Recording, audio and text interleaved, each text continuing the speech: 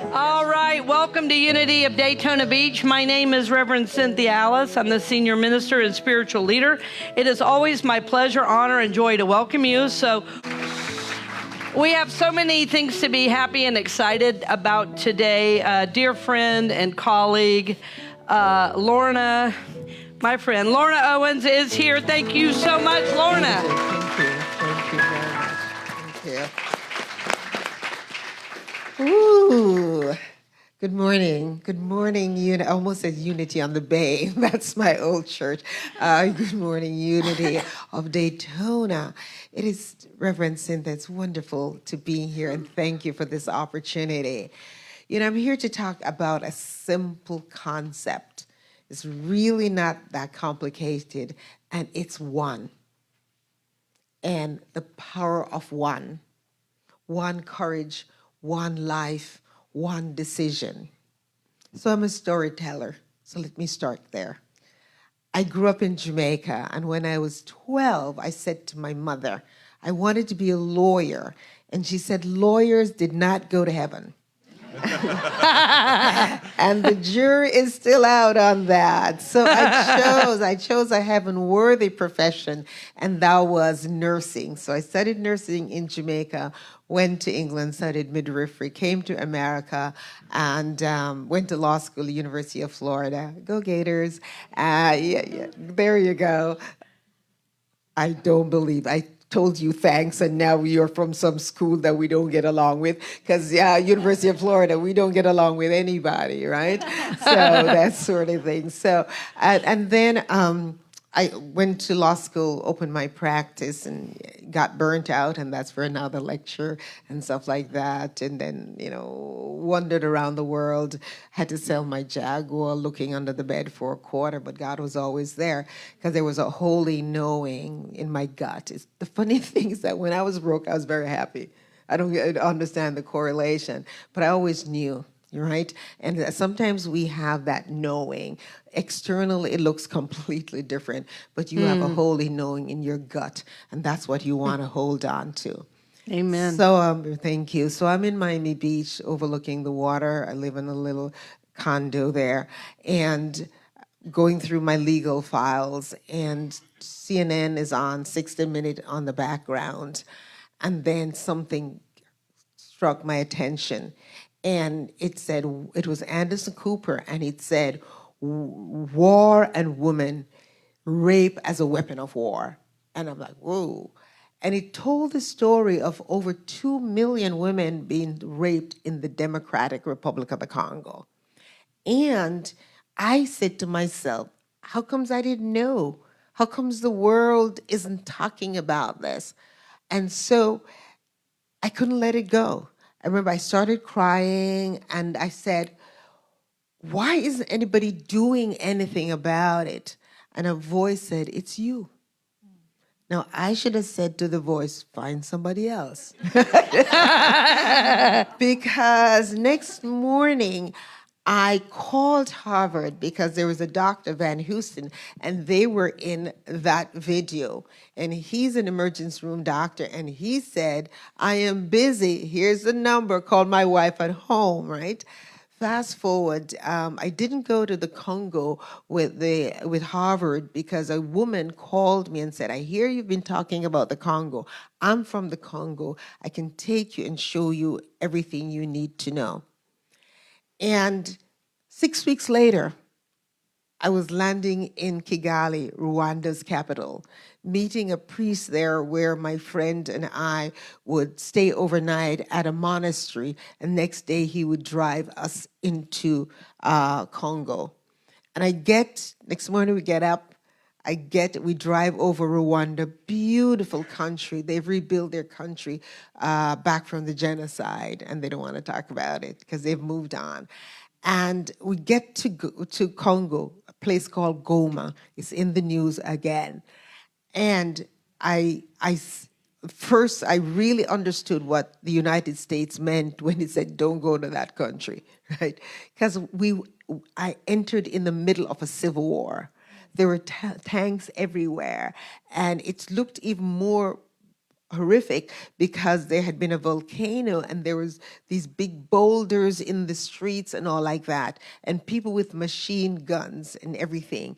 And my friend who was with me, this colleague of mine, she said, I bought more life insurance. And I'm like, not now, right? That sort of thing.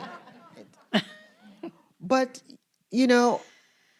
when I decided to go, when a thing moves you, when it speaks to you, you go. I didn't ask why. I didn't know to ask why, how, where, or whatever. I just know that I had to go make a difference. And I just had to see the women. I just had to go hear their story. I just wanted to, I don't know what I wanted, but I ended up sitting with the women who'd been raped. And I heard their story, and I told them that I would tell you their story. I was just one person. I didn't have a government behind me. I didn't have an army behind me. And yes, there were times I should have had an army behind me, because the places where I went, the only reason why I'm standing with you is because I was protected by a mighty force, right? Because there was war everywhere. And we are talking about rebel soldiers, the ones you hear about in the news, M23 and all like that. I walked among them. Now that might not be, as for an easier assignment, right? Don't take on that assignment. You have to go to a war-torn country. But when I was there with the women and when I was walking among the rebels, and when we were taken in for questioning by the United Nations, because they couldn't figure how we were there. Because one morning, our doctors said we had to go way up into the mountain areas where the rapes are taking place. And it's in a place called Moinga. And we had to change drivers and everything because we had to use people that are from that area. This is like not a joke. This is not a day in the park. This is real serious stuff. And as we go up and up, we round a corner and I see women in beautiful clothes, maybe 300 or so of them. And I said to my doctors, because I didn't have a concept. And I said, is this a market or a fair? And he said, no, they're here for you. And I lost it. I started crying because I knew that they had walked maybe 2 days. And I'm like, who are these people that would walk 2 days to come see a stranger? And the reason why they had chosen that spot is because many years ago, it's the story got to tell it. Many years ago, 13 people were buried alive. They were put in a vat of hot water and buried alive. And so we were there to honor and to pay reverence and to come to that energy that evil exists, but we can do our part. So I talked to them and I promised them, tell the story. And the United Nations sent people to come take us to come talk to them. And when I got there, the commander, he was like looking in a book to figure out who sent us. He's kind of look, are you Oprah Winfrey or whatever? And I'm like, no, don't look in the book. Nobody sent me. I just came, right? So he offered me some lemonade and all like that. And we talked a little bit. He was from Pakistan. So we talked a little bit about cricket, just trying to bring the temperature down, that sort of thing. And he advised that we didn't go any further because it was too dangerous. So we turned around. And we understood why he was so nervous, because as we came back down off the mountain, there were 6 dead bodies on the ground. And what had happened was that there was a massacre on the village that night. And they couldn't understand how these women from the villages where some of this happened arrived at that spot that quickly. So they felt there was going to be trouble. And on top of it, they're told, Commander, there are some Americans among them, which happened to be me, right? So but I couldn't do anything about the rapes, right? Clearly, it was just more complicated. But I knew because I was a midwife, I could do something, because the fact is that maternal infant mortality is quite high. Every 92nd, a woman dies from complication of pregnancy that can be avoided. And most of those deaths happen in sub-Saharan Africa. So I came back and I called University of Miami, and somebody, a secretary, and up to this day, nobody knew who told me this, but somebody told me and gave me some names. They said Dr. Mary Jo O'Sullivan, Nahida Shatora, and a medical student called Rumsky. I called Dr. O, and she said, "Oh, I'll call you back." She was in Jamaica. She's an old Irish doctor, tough as nails. And as she gets to Miami International Airport, she called me. By that time, I had looked her up, and now she's a rock star. And I'm like, I'm nervous because I'm going to ask somebody I'd never met, can you go to the Congo, of all places, with me, right? And I said, "Dr. O, I kind of, and she's like, yes." And I said, "Why did you say yes?" When I finally met her, we had lunch at the Ritz-Carlton. I said, "Why did you say yes?" She said, "Because when I retired, I asked God to use me. And I didn't say in the continental USA, so I had to go." So number one, ask God to use you, but kind of negotiate the terms, right? So we, Dr. O and Naida Shato, everybody said yes. And they asked me, "How do you get to me?" And I say, "Some lady," and nobody knows who I'm talking about. That's an angel. That is an angel. And these doctors and we've trained the length and breadth of the Congo, and they came to be of service. You see, when God called you to do a thing, God will equip me. I didn't know anybody, right? First of all, I didn't even know what country was the Congo. Because you're perhaps asking the same thing too. Which is the DR Congo? It used to be Zaire. I come from Jamaica. That's why I know it as. And I remember it because that's where Muhammad Ali did. Remember the Rumble of the Jungle? That is the same country. So I had to look up the country, and then I had to read up the country, right? And I realized that this is a significant part of the world.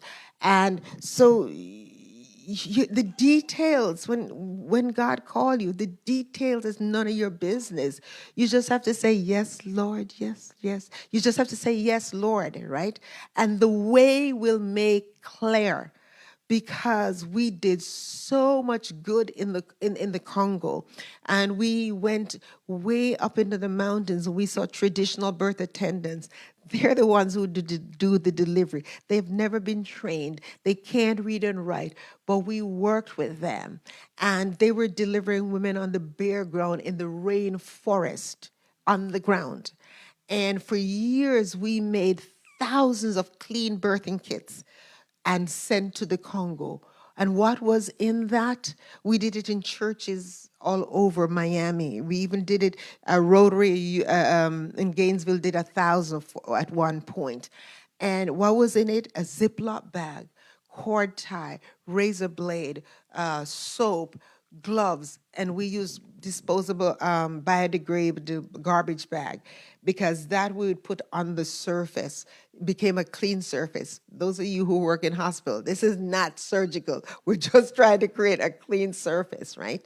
How these women have not all died and their children have not died, I don't know. God has a way. Their immunity took care, they adapted.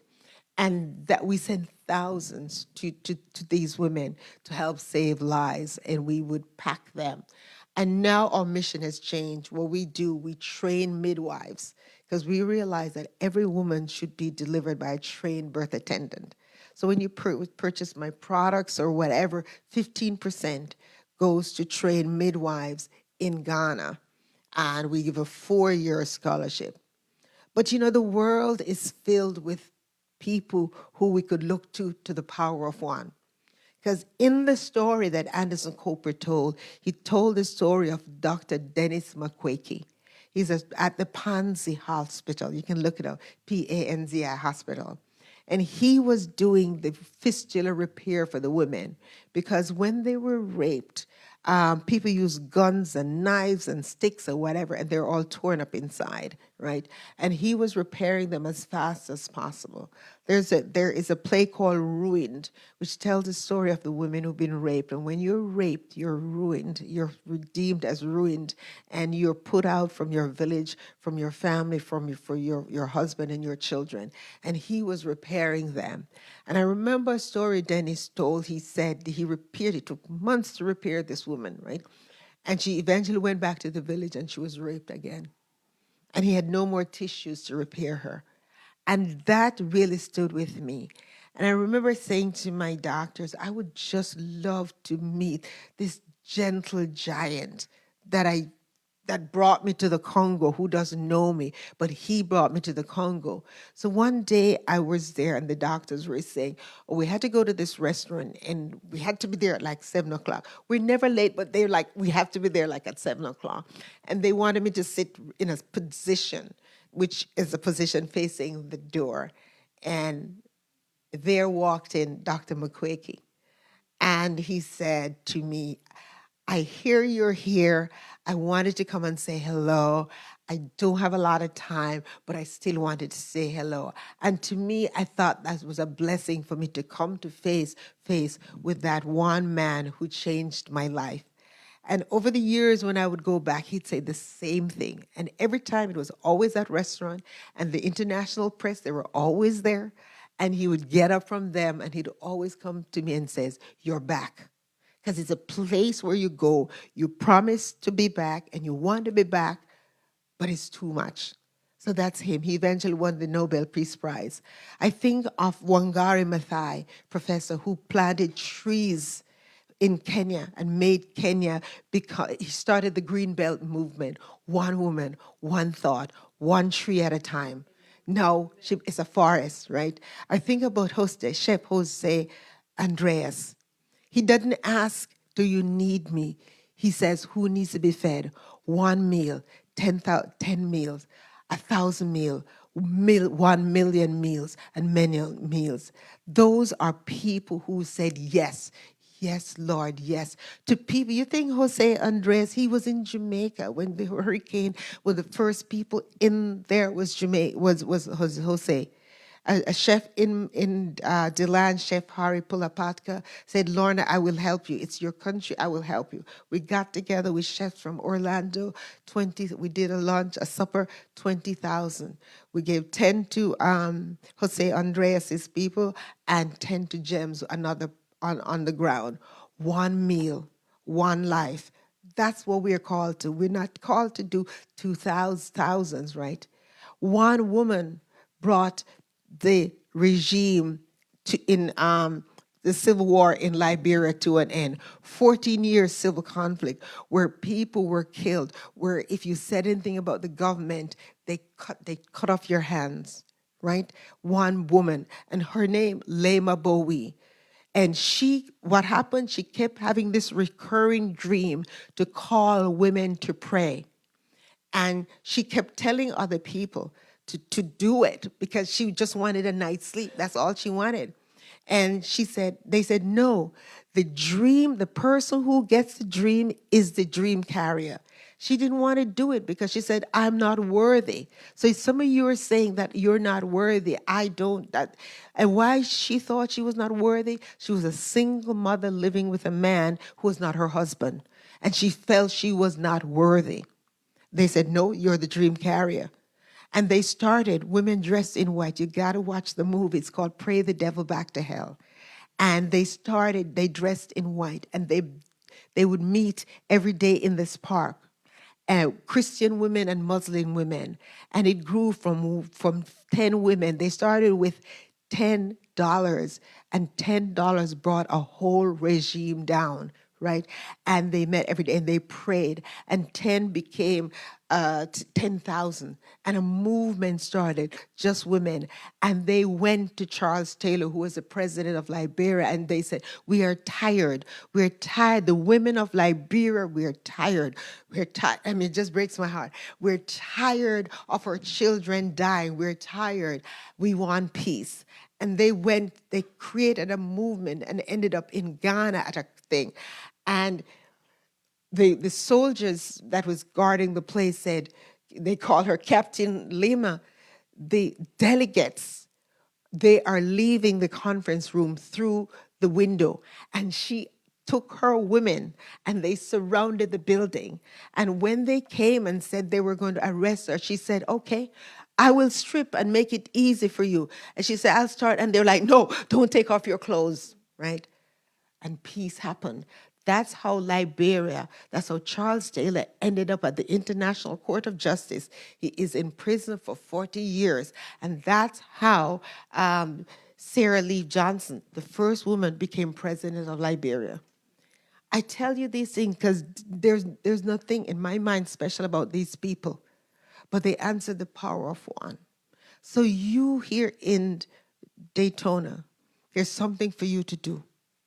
One life, one person you must feed, one child you need to help with homework, one person needs to come and help here in the church. One. That's all you need to do. That is your assignment. And you know it. You've been thinking about that one thing for a while. God has laid it on your heart. I am here to tell you today, this is your day. I'm here to confirm and affirm that that thing that you are going to do, you're going to change the world. Because you are the dream carrier. You have to do it. So may these words resonate with you. And I will tell you, it's a beautiful life. Because I said yes, I've been to 24 countries around the world. I've spoken with governments, whatever. And I say not to brag, but to say that the journey still continues. I'm not done yet. God is not done with me yet, right? Right? And so, as I close, when you go to South Africa, in the airport, it says, if you want to go fast, go alone. But if you want to go far, go together. An African proverb is, in the spirit of Ubuntu, I am because we are. God bless you. Amen.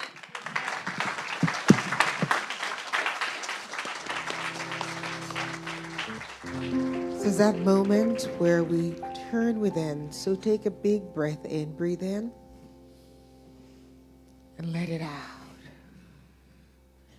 Breathe in again, and let it out. And I want for you to come to that sacred space, that heart space, knowing that where God is, all is well. And that we're here, each and every one of us, by divine order, by the promise that God will always be with us. So take that moment to center yourself. If it means changing position, do that. Pay attention to where you are at this moment and at this time. Feel the energy of the space.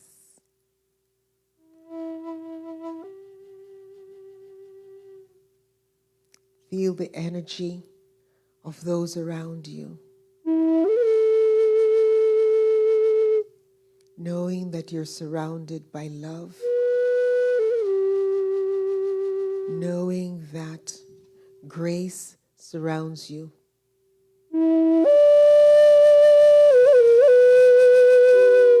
And because all is well, you're going to relax your hands. Let that shoulder fall.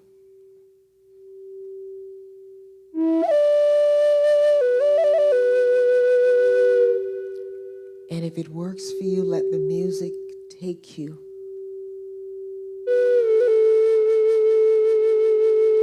And let that healing bowl take you to that heart space. Because in that heart space, we have healing. In that heart space, we have love. In that heart space, space, there's no pain. In that heart space is only forgiveness.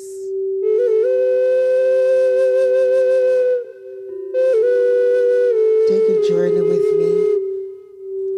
Let's walk down this beautiful path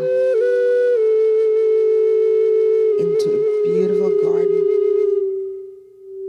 And you will choose the flowers you meet along the way. You might see a beautiful butterfly as it stops on a milkweed plant, and as it drinks from that. And that is you drinking from the well of grace. And as you stop to pick your favorite flower, let it bring a smile to your face, because it means that you are on sacred ground, that you're alive, and that you're well, and that you have the energy to walk, and you have the energy to pick. And so you pick your beautiful flowers. What does it smell like? Take a moment to look at the petals, the color. Is there dew still on your flower? Continue to walk down this path and just observe the foliage, the other beautiful flowers. And if there's water in your garden, hear the trickle, the sound of water, the peace that it brings.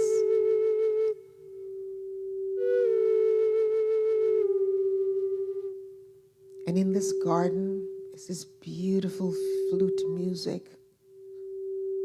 So take a moment and sit. And let this music fill you in the garden of your heart.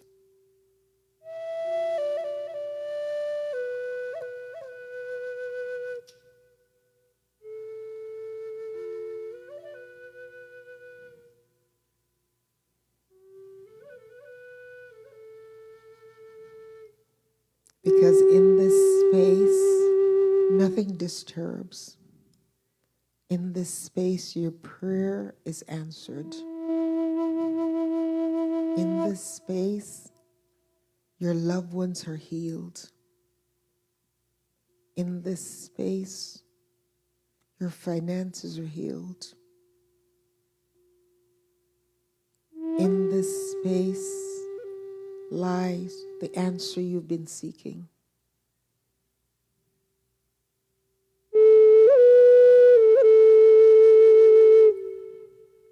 So take a moment to receive your blessing. Take a moment as you sit and you look at the flower in your hand. Let it remind you of the promise that you're not alone. Let it remind you that you're surrounded by love.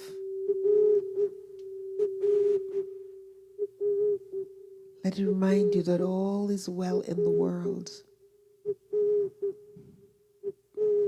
And let it remind you that change is coming.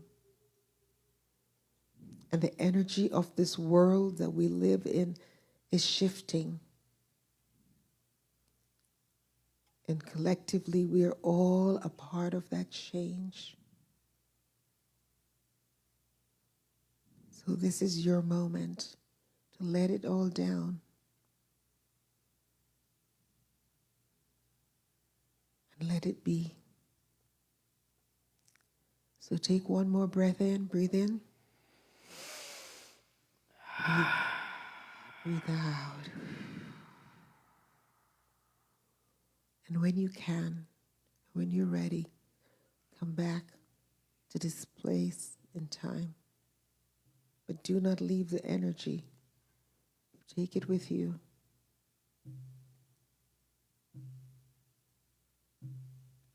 And when you feel comfortable,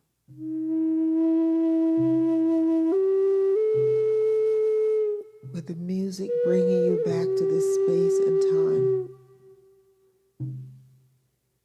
Open your eyes knowing that all will be well.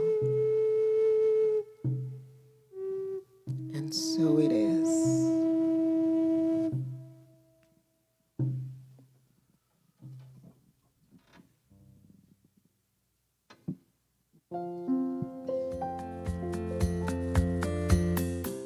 As you return to your day, may you move with a little more ease, a little more awareness, and a deeper trust in the good that is already unfolding. Blessings on the journey.